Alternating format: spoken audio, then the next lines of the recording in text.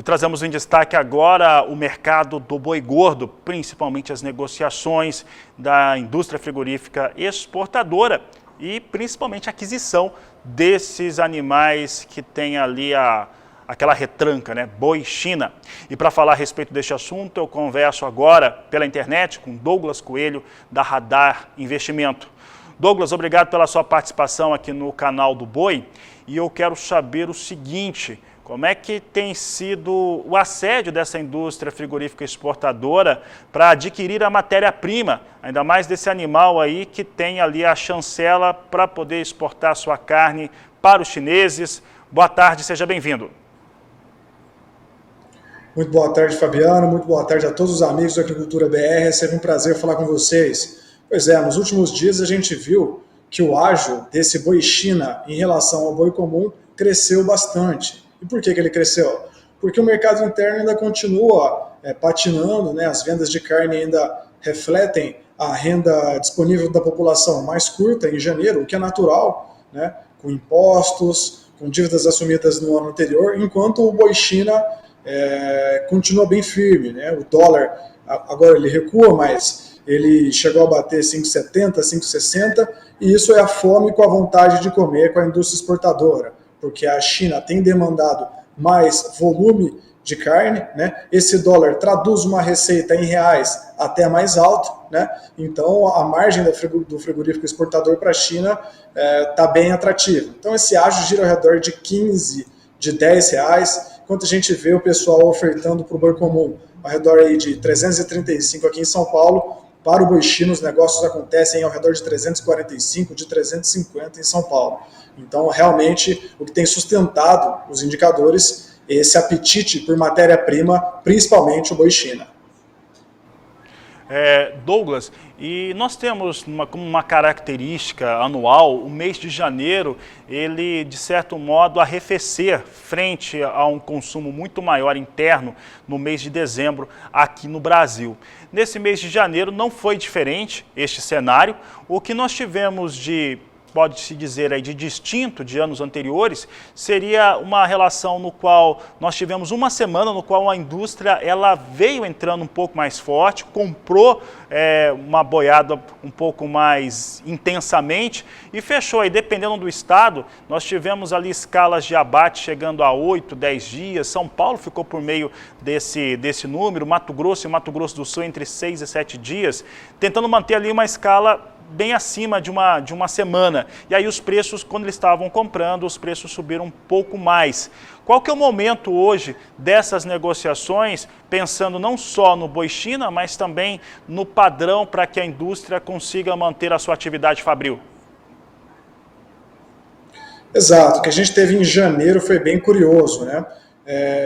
A demanda exportadora continuou forte, a gente acredita que a China pode demandar ainda mais em fevereiro e em março. Historicamente, a partir desses meses, o país começa a levar um pouco mais de carne, então vamos colocar assim que ela ainda está em banho-maria, mas as exportações tendem a acelerar um pouco mais daqui para frente. E o que a gente viu pelo lado da oferta foi o seguinte: mesmo existindo oferta, a própria indústria também sofreu com a incidência de maior número de casos de Covid. Então, mesmo ela querendo acelerar, pisar no acelerador para produzir mais essa carne China, esse boi China, né, às vezes as linhas de abate, as linhas de operação estavam defasadas por falta de funcionários. Então a gente viu também que o abate ficou um pouco mais contido, não pela falta de animais, mas também pela falta de operários, de funcionários, que deixou a indústria operando em níveis menores, né?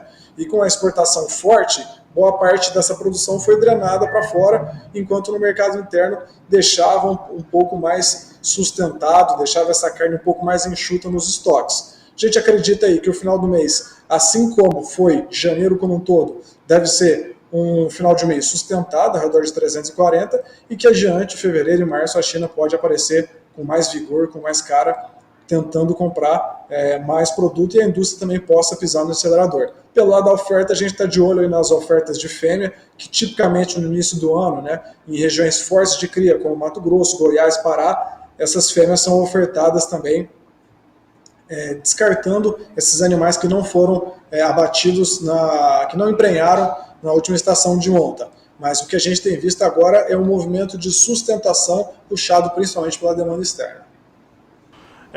Douglas, um fator que nós temos visto aqui no Mato Grosso e no Mato Grosso do Sul principalmente, ou parte do Mato Grosso do Sul, Sudoeste nem tanto, mas uma capacidade bem maior com o retorno das chuvas e uma pastagem um pouco mais expressiva nas propriedades rurais, produtores conseguindo segurar um pouco mais de tempo esses animais, esperando janelas de negociação superiores, melhores para comercializar o seu gado.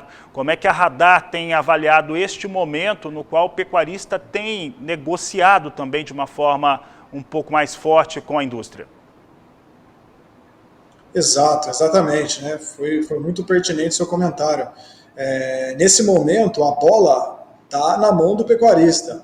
2019, 2020, 2021, a gente sofreu, acho que todo o país sofreu, com chuvas abaixo da média. Isso impactou em uma menor capacidade de suporte dos pastos, a própria produtividade de milho, de soja em alguns pontos foi afetada também, mas a gente está vendo que agora, em 2022, o regime das chuvas tem sido generoso, com volume e com frequência, quando a gente olha aí do Paraná para cima, praticamente de todo o país. Então, de uma forma, entre setembro e até novembro, né, aquele boi de coxo ele tem um prazo de validade, então o pecuarista não tem tanto espaço de manobra para tentar negociar, enquanto agora, em janeiro, com as chuvas com volume e frequência, ele consegue sim cadenciar um pouco mais essa saída dos animais e tentar trabalhar melhor essa venda, né? É bem importante que ele faça isso. Não só trabalhar essa venda dele no físico, mas também utilizar as ferramentas de proteção de preço. Hoje em dia, com o telefone, o celular e a internet,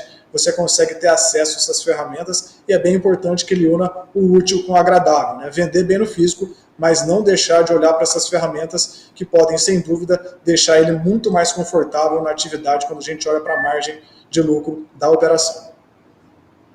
Para encerrarmos a nossa conversa aqui no canal do Boi, no Agricultura BR, nós vamos ter agora, no começo, né, de fevereiro, o final daquele período de Ano Novo chinês, né, eles vão sair desse período, deve-se ter ali um assédio maior em relação a aquisições a carnes, e que é algo que tem acontecido também nos últimos anos. Aqui no Brasil nós temos um custo produtivo mais elevado, isso tem acontecido no mundo todo, mas que tem impactado o produtor rural brasileiro de maneira geral, tanto o agricultor quanto o pecuarista, e um cenário no qual nós temos uma demanda no mercado doméstico sinalizando fraqueza e, por outro lado, as exportações sinalizando um movimento de alta. O que você espera para esse 2022? Bom, 2022 vai ser um ano de fortes emoções. Talvez as ferramentas de proteção de preço devem ser ainda mais utilizadas do que antes, né? 2021 a gente já viu uma grande volatilidade ali em setembro, quando a China anunciou o embargo, né, temporário, mas para 2022 a gente tem alguns elementos que podem trazer uma pitada de volatilidade no ano, que é essa a nossa opinião. Acho que deve ser um ano de volatilidade. O primeiro deles é a questão fiscal, que não foi resolvida. Todo o mercado externo, todos os investidores estrangeiros, os investidores nacionais estão de olho na questão fiscal. O segundo dele é a eleição, a corrida eleitoral, né? Já essa corrida eleitoral vai acabar ficando mais ferrenha, e isso por si só dá um tom de alta do dólar também, ou às vezes de baixa, dependendo de como as pesquisas, né, e essa corrida eleitoral se desenhar. E pelo lado da oferta a gente vê sim uma retenção de matrizes desde 2018 e 2019, né?